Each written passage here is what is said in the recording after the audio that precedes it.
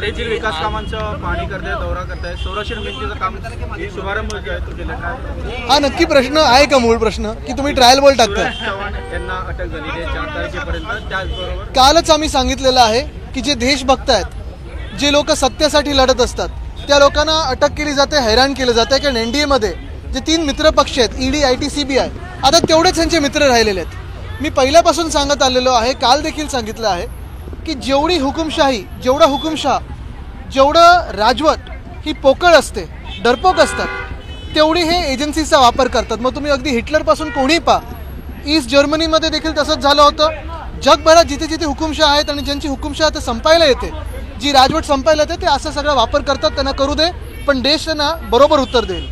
दुसरीकडे आपण पाहिलं तर राजन साळवी यांच्यावर देखील एसीबीची कारवाई बरोबर झालेली आहे, ते आहे आमच्या वाईकर साहेबांवर केलेली आहे. मुख्य गोष्ट हीच आहे की जे कोणी सत्यमेव जयतेसाठी लढतात, या देशासाठी लढतात, लोकशाहीसाठी लढतात, त्यांना असं हैराण केलं जातं. आज राजकारणी लोकांना केलं जातंय, उद्या तुम्हाला पण केलं जाईल. कुठेतरी असं वाटत नाही का जनतेच्या न्यायालयात आपण गेल्यानंतर या सगळ्या कारवायांना सुरुवात झालेली आहे? कुठेतरी अगदी बरोबर विषयावर तुम्ही बोट ठेवलेलं आहे.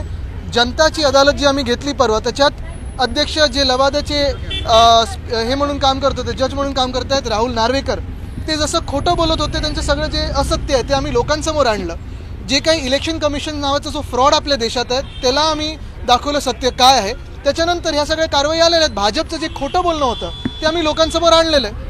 डावोस बद्दल आपण वारंवार ट्विट करत होतात, माहिती समोर आणत होतात. 70,000 कोटींचे आता करार झाल्याचं ते म्हणत आहेत. बरोबर, डावोसमध्ये 2 पत्रकारांना पण नेलेलं आहे, 1-2 अजून मित्र आणि 2-3 दलाल नेलेले आहेत. असं हे सगळं आमच्याकडे फोटोज वगैरे सगळं आलेलं आहे आणि त्याच्यावर आम्ही खुलासा ते परत आल्यानंतर करू. थोडी मजा बर्फाची घेऊ दे त्यांना थंड हवेत, मग हवा गरम कशी करायची आम्हाला बरोबर माहिती आहे. सगळे डायव्होर्सचे करार जे आहेत त्याच्याबद्दल माहिती आहे, मागच्या वर्षीची आणि ह्या वर्षीची, ती आम्ही करू बरोबर.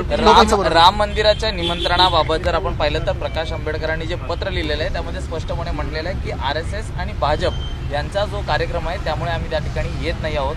कसं पाहताय? नाही, मी त्यांचं पत्र वाचलेलं नाही असून